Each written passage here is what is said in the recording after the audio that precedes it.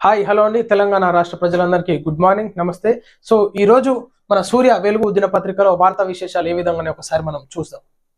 BRS నేతల ఫోన్లు tapping చేస్తున్నారు. బీఆర్ఎస్ ఎమ్మెల్యే పాడి కౌశిక్ రెడ్డి సంచలన ఆరోపణలు చేశారు.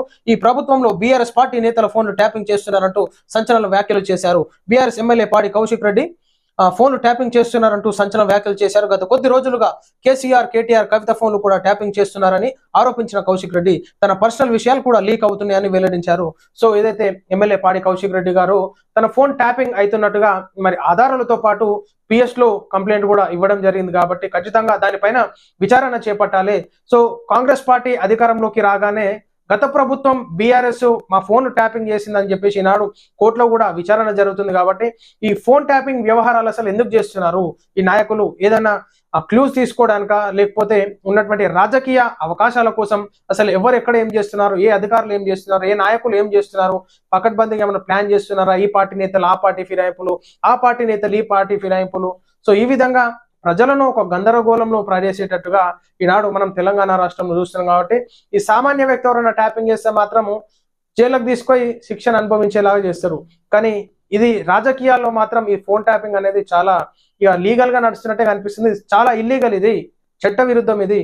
సో దీనిపైన ఖచ్చితంగా యాక్షన్ తీసుకోవాలి. అసలు ఫోన్ ట్యాపింగ్ ఎందుకు జరుగుతున్నాయో ఒకసారి మనం చూసుకోవాల్సినటువంటి విషయం. హెచ్ఐసిసిలో గ్లోబల్ ఏఐ సదస్సు. ఏఐ నిపుణులకు ఉద్యోగ అవకాశాలు కల్పిస్తాం. విప్లవాత్మక మార్పులకు హైదరాబాద్ ఎల్లప్పుడూ సిద్ధంగానే ఉంటుందని సీఎం రేవంత్ రెడ్డి అన్నారు. ప్రతి ఒక్కరికి ఏఐ అనే థీమ్తో 2 రోజుల పాటు సదస్సు కొనసాగనుంది. విప్లవాత్మక మార్పులకు హైదరాబాద్ ఎల్లప్పుడూ సిద్ధం. రోడ్ మ్యాప్ ఆవిష్కరించిన సీఎం రేవంత్ రెడ్డి. ఇవాళ హైదరాబాద్ వేదికగా హెచ్ఐసిసిలో ఏఐ ఇంటర్నేషనల్ సదస్సును తెలంగాణ ప్రభుత్వం అత్యంత ప్రతిష్టాత్మకంగా నిర్వహిస్తోంది.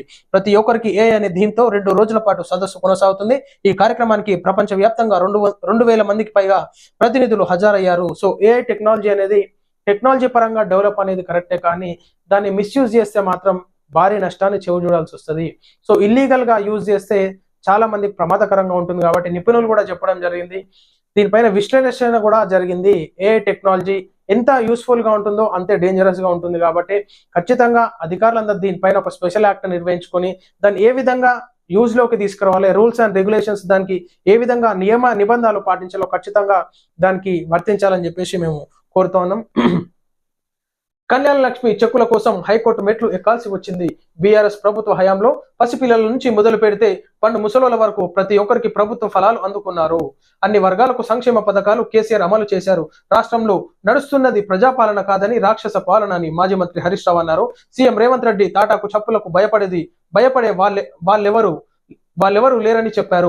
వరద బాధితులకు సహాయం చేయడంలో కాంగ్రెస్ ప్రభుత్వం పూర్తిగా విఫలమైందని విమర్శించారు.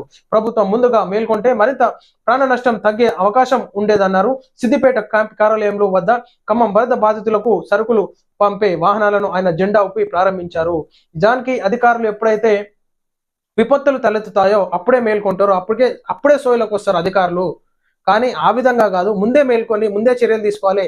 వర్షాకాలం సీజన్ వచ్చే ముందే దానిపైన ఎక్కడెక్కడైతే చెరువు కట్టలు, ఆనకట్టలు ఉన్నాయి, ఏదైతే బలహీనంగా ఉన్నాయో చెరువు కట్టలు, ఏదైతే దానికి లీకేజ్ అయ్యి కాలువలు తెగిపోయే విషయము దాన్ని గమనించుకొని అధికారులు ఎప్పటికప్పుడు సో దాన్ని ముందే పునరుద్ధరించుకుంటే ఈ విధంగా భారీ నష్టాన్ని చూసే వాళ్ళం కాము అన్నట్టుగా మరి హరీష్ రావు గారు కూడా చెప్పడం జరిగింది. అదే విధంగా ఏదైతే నిరుపేదలకి సరుకులు కూడా కొట్టుకోవడం జరిగి ఆస్తి నష్టం జరిగింది, ప్రాణ నష్టం జరిగింది, తినడానికి తిండి లేనటువంటి పరిస్థితి ఖమ్మం జిల్లాలో కొనసాగుతుంది కాబట్టి అటువంటి నిరుపేదలకి ఈనాడు పచ్చ జెండా ఊపి నిత్యావసర సరుకులను పంపిణీ చేయడం జరిగింది. ఇలా హరీష్ రావు లాగా అయితేనేమి ఇతర నాయకులు కూడా కొంతమంది సినీ ప్రముఖులు కూడా సోషల్ సర్వీస్ చేయడానికి ముందుకు వస్తున్నారు కాబట్టి అందరూ కూడా ముందుకు వచ్చి ఈనాడు ప్రజలను ఆదుకోవాలి, నిరుపేద రైతులను ఆదుకోవాలి.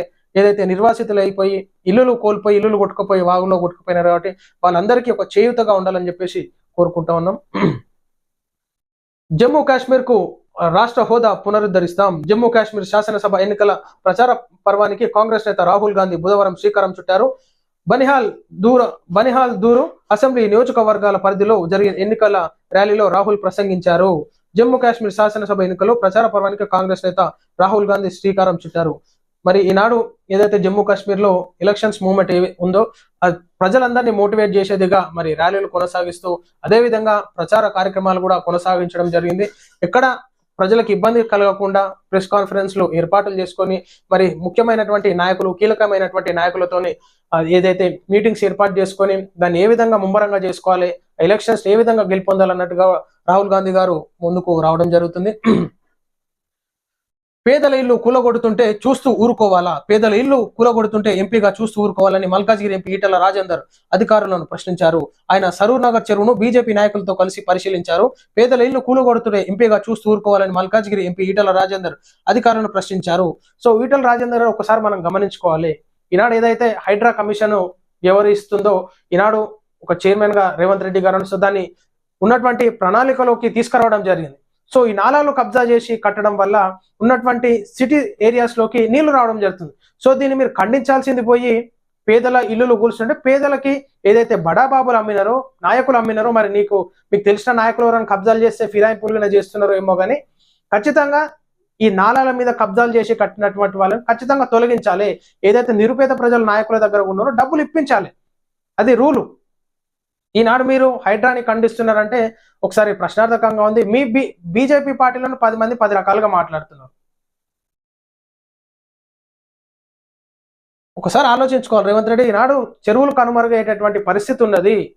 రఘునందన్ రావు గారేమో దీన్ని స్వాగతిస్తున్నారు, ఖచ్చితంగా కూలగొట్టాల్సిందే అని చెప్పేసి చెప్తున్నారు. మీరేమో దీన్ని కూలగొట్టొద్దు, నిరుపేదలు నష్టపోతున్నారంటే నిరుపేదలకు ఏదైతే నాయకుడు కబ్జా చేసి అమ్మిండో వారిని గల్లా పట్టుకొని ఖచ్చితంగా పైసలు వసూలు చేయాలి. ఈనాడు గొలుసుకట్టు చెరువులుగా ఉన్నటువంటి చెరువులు కనుమరుగనయ్యాయి, కాలువలు కబ్జా చేసి కన్స్ట్రక్షన్స్ చేస్తారు. కాబట్టి ఖచ్చితంగా హైడ్రాని ప్రజలందరూ స్వాగతిస్తున్నారు. 100 మంది తిరస్కరిస్తున్నారు. ఎవరు? దొంగలు ఏదైతే కబ్జాలు చేసి నిర్మించినారో వాళ్ళే తిరస్కరిస్తున్నారు తప్ప ఉన్నటువంటి ప్రజలకు ఏదైతే నాలాల నుంచి సాఫీగా నీళ్లు పోవాలి, మా ఇళ్లలోకి నీళ్లు రావద్దు అనుకునే వాళ్ళు ఖచ్చితంగా దీన్ని స్వాగతిస్తున్నారు. సో ఇది మీరు కూడా తెలుసుకోవాల్సిన విశేషం. మల్కాజిగిరి ఎంపీగా ఉన్నారు కాబట్టి మల్కాజిగిరిలో కూడా ఉన్నటువంటి నియోజకవర్గంలో ఎంపీ కాన్స్టిట్యున్సీలో ఖచ్చితంగా ఎన్నో చెరువులు కబ్జాలని దాని మీద ఫోకస్ పెడితే బాగుంటుంది ఈటల రాజేందర్ గారు.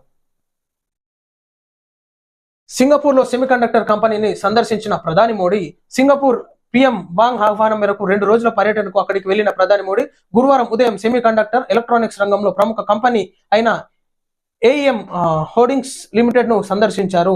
సింగపూర్ పిఎం వాంగ్ ఆహ్వానం మేరకు 2 రోజుల పర్యటనకు అక్కడికి వెళ్లిన ప్రధాని మోడీ గురువారం ఉదయం, మరి అది మిగతాది 2వ పేజీలో. సో మోడీ గారు ఎన్నో దేశ ప్రధానులతోని మీటింగ్లు ఏర్పాటు చేసుకొని భారతదేశానికి ఒక ఉద్యోగ అవకాశాలు రావాలి, భారీ పెట్టుబడులు రావాలన్నట్టుగా ముందుకెళ్లి ప్రధానులను కలవడం జరుగుతుంది. ఈ యొక్క మిత్రత్వ భావంతో అందరం కలిసికట్టుగా ప్రతి ఒక్కరూ అన్ని దేశాలు బాగుపడాలి, అందరం ఎదగాలి. సో ఈ మన భారతదేశంలో ఉన్నటువంటి ఫెసిలిటీస్ ఇతర దేశాల్లో ఉండకపోవచ్చు, ఇతర దేశాల్లో ఉన్నటువంటి టెక్నాలజీ మన దగ్గర లేకపోవచ్చు. కాబట్టి సో ఆ టెక్నాలజీని భారతదేశంలో తీసుకొస్తే ఉద్యోగ అవకాశాలు దక్కుతాయి. ఉన్నటువంటి టెక్నాలజీని పెంచుకునే దిశగా మోడీ గారు ఆలోచిస్తున్నారు. కాబట్టి ఇతర దేశాల ప్రధానులతోని కూడా మేము కూడా ఎన్నో కంపెనీస్ ని ఇండియాకి తీసుకురావడం జరుగుతుంది.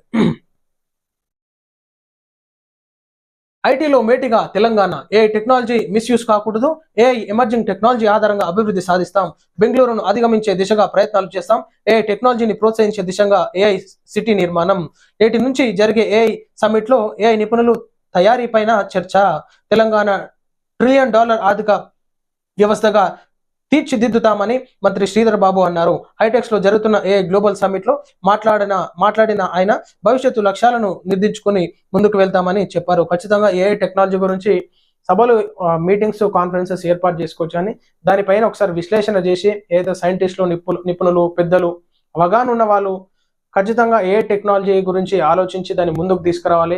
దానిపైన ఎంత లాభం ఉంటుందో అంతే నష్టం ఉంటుంది. కాబట్టి శ్రీధర్ బాబు గారు దానిపైన మీరు రూల్స్ అండ్ రెగ్యులేషన్స్ కూడా పాటించే విధంగా పబ్లిక్ కి కూడా మీరు అవేర్నెస్ ఇవ్వాలని చెప్పేసి కోరుతా ఉన్నాం.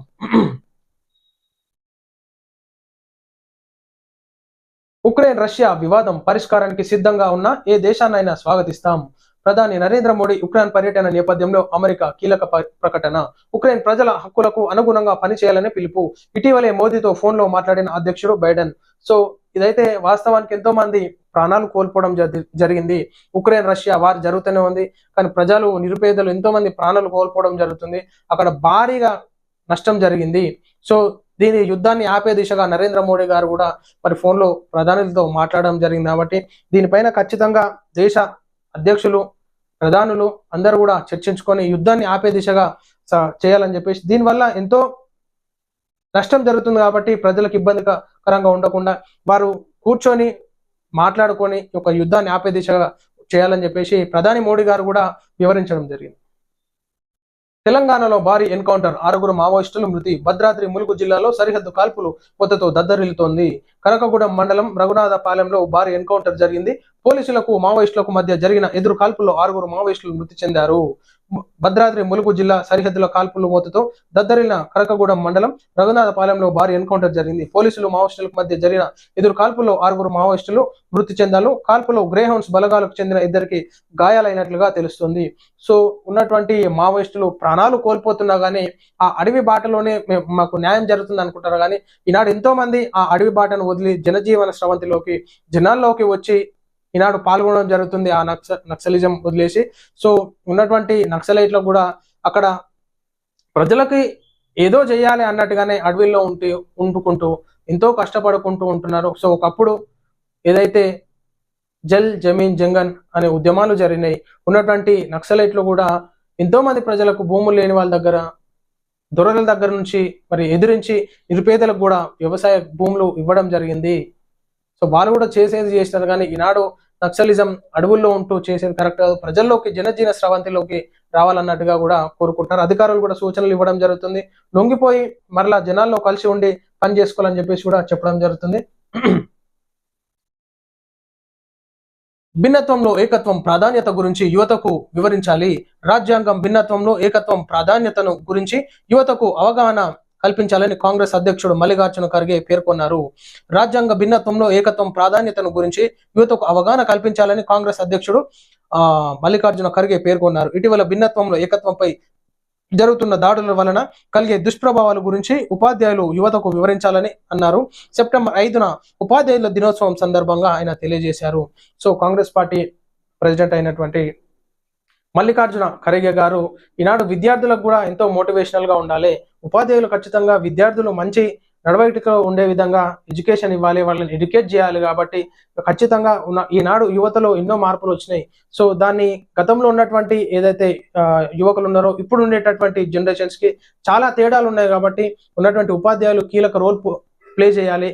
విద్యార్థులను మంచి తరహాలో ముందుకు వెళ్ళే విధంగా ఉండాలని చెప్పేసి తను ఉపాధ్యాయుల దినోత్సవం నాడు చెప్పడం జరిగింది. సో ఇది మనం చూస్తున్నాం ఈనాడు వార్తా పత్రికల విశ్లేషణలో సూర్య వెలుగు దినపత్రికలోని మెయిన్ పేజ్ ఎడిషన్.